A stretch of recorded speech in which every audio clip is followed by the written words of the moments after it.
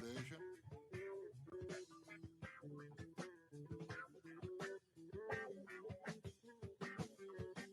My name's Dennis.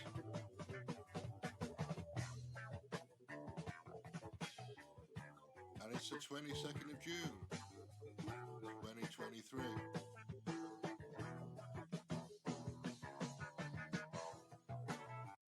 All right, this is one I recorded. Not worry about it about too much. 20 minutes ago. How's this happening? Is this working? Yeah, it looks like it's working. Good. So welcome to a morning or an afternoon or an evening of metaphysical speculation. Welcome, Greg. Let me know in the chat that you can hear me, otherwise I'm just talking to myself.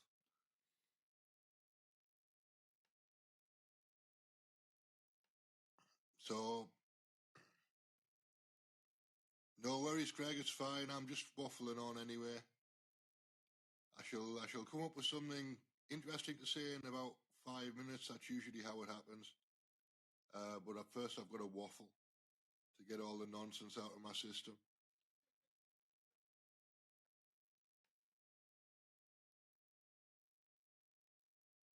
So I'm thinking about this submarine that's gone missing, and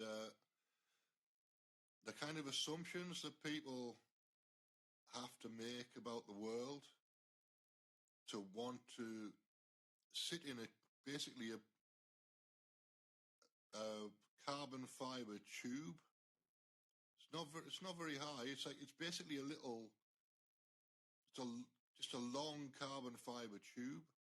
It's not even a caravan. It's more of a camper van than a caravan.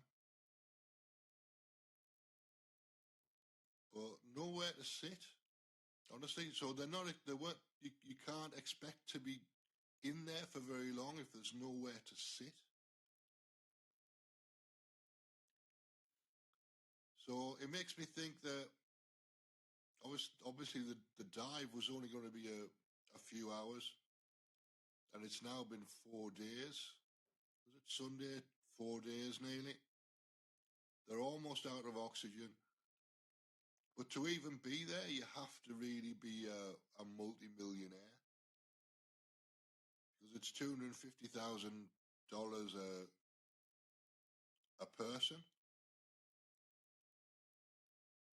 and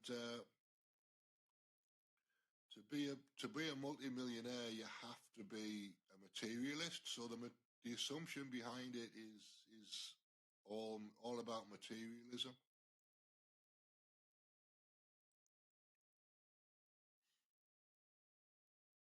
I think that's probably the way it's working. It's like they've got a limited amount of time to do this. They're feeling like they've got a limited amount of time to do this. It has to happen here and now, so they're cutting corners on safety or whatever, rather than just taking your time, making sure everything's happening properly, and having a backup set up, because they've got no plan B. It's just like you're in a carbon fiber tube at the bottom of the ocean, and there's no plan B. It seems a bit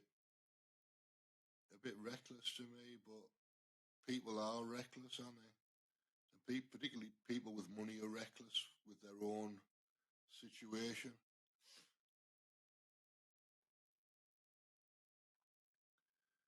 So I don't know what's going to happen. I think they're probably all almost already dead, because if you think about it, the less oxygen there is in that sub, I mean, not everybody's going to be able to deal with the lack of oxygen in the same way. We've all got different bodies, so as soon as it gets below a certain percentage of what's in the air, then it presumably becomes difficult to breathe, and then at that point you're at the bottom of the ocean in a carbon fiber tube with a limited amount of oxygen. It's difficult to breathe. It's about 2 degrees, and there's nowhere to sit down. So that seems like that's masochism.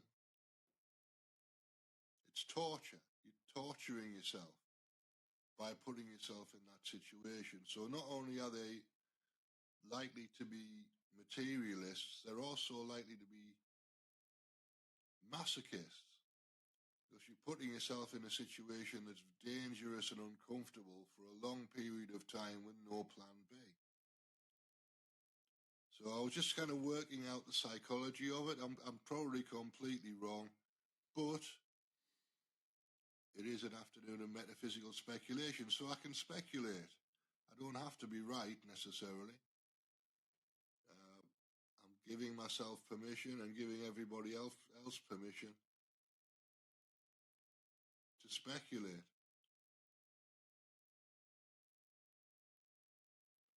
So that's what I've been thinking about, and there are some news reports on YouTube. So Ryan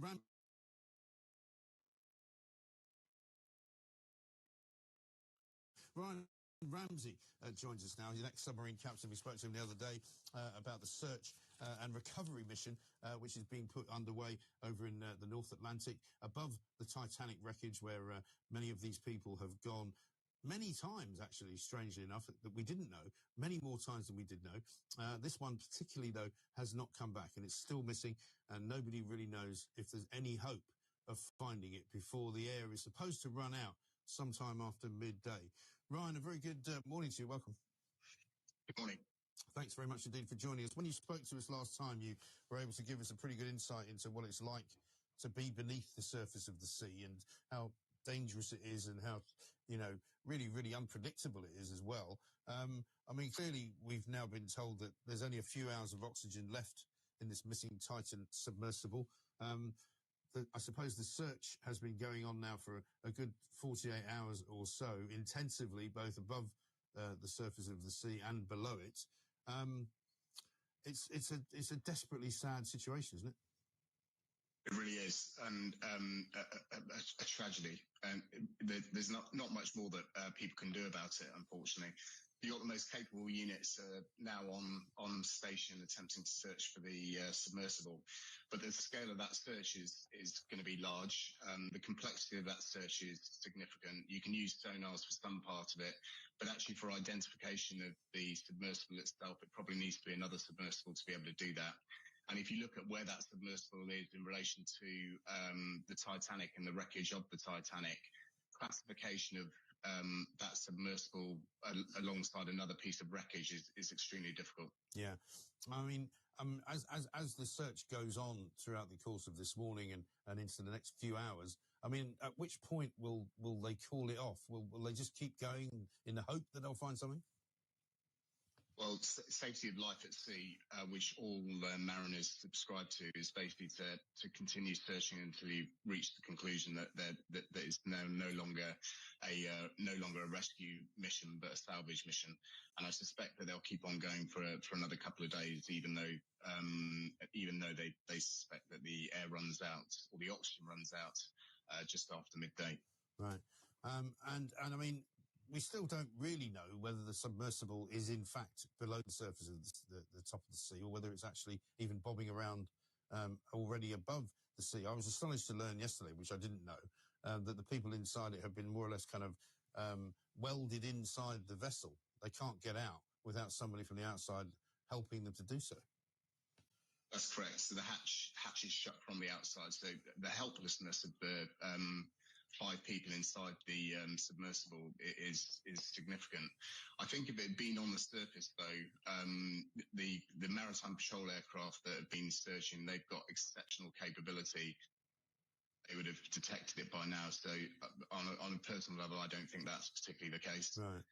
It's either on the bottom or something's happened on the way down. Yeah, it would seem so, because I would have thought, as you say, if there is as much attention being paid to the surface of the water, you would think radar would pick up something even as small as that. Correct. If you think that the maritime patrol aircraft are predominantly there to search for submarines and it's searching for submarine periscopes, so the definition of their radar, which should enable them to find it on the surface. Right. And I mean, obviously, this will have a knock-on effect, won't it, on the kinds of, I suppose, missions that are run from this point on to see the Titanic, to take people down there.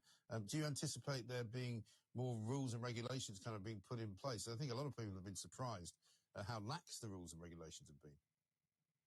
Well, I think there are rules and regulations in place. So if you look at all the other submersibles that are arriving on site, they've gone through a standard regulation process to make sure that they're capable of doing what they're doing. This one, from what I've read and what I've seen so far, appears not to have undergone the same scrutiny that those ones have undergone.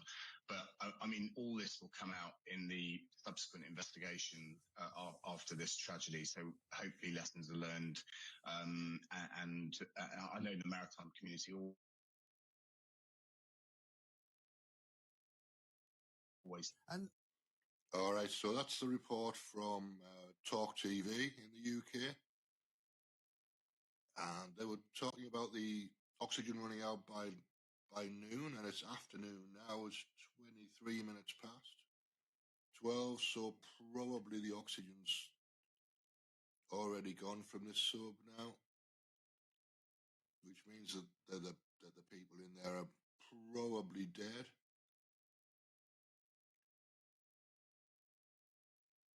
And obviously the search will go on. They want to recover the bodies if at all possible, but the search will definitely go on for at least today, probably tomorrow.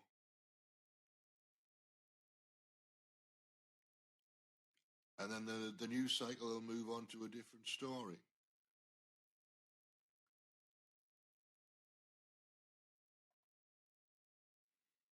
All right, so that's what I recorded on call in earlier. So then you kind of got to think about what else is happening. This is a distraction from. Obviously, it's an interesting story. It's a human interest story, but there's political stories going on as well that are probably getting less coverage than they otherwise would.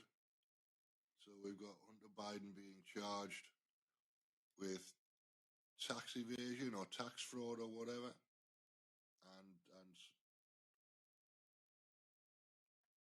we've got more UFO disclosure happening. Now, I'm still not 100% convinced the UFO disclosure stuff is real, but the technology is real somewhere down the line. And there has to be some kind of oversight. If we've got huge amounts of military technology hidden away in subterranean bases, then we have to know about it. And if it's being used for people trafficking and drug trafficking, we definitely need to know about it. And cut off the supply of money, drugs, and people somewhere down the line. If that technology is the basis of a parallel world government structure, then the only way to take that down is to make it public and get some oversight and take the technology into public domain or whatever you have to do. It's already been paid for by black ops budgets or whatever, so it belongs to that technology. If it's been paid for by black budgets, then the budgets come from the government, so the technology belongs to the American people as far as I can see. Even if it's being manufactured by Lockheed Martin or Raytheon or whatever it is, if the budgets come from government, then it belongs to the American people.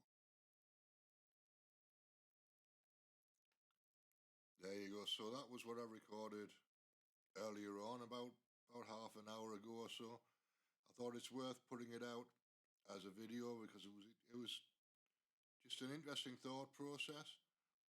And I don't know how easy it's going to be for me to do live streams, but I can certainly do recordings on call in and then do a video around it, and that'll be relatively easy. So I might end up doing more of these types of videos and less live streams, but we'll see.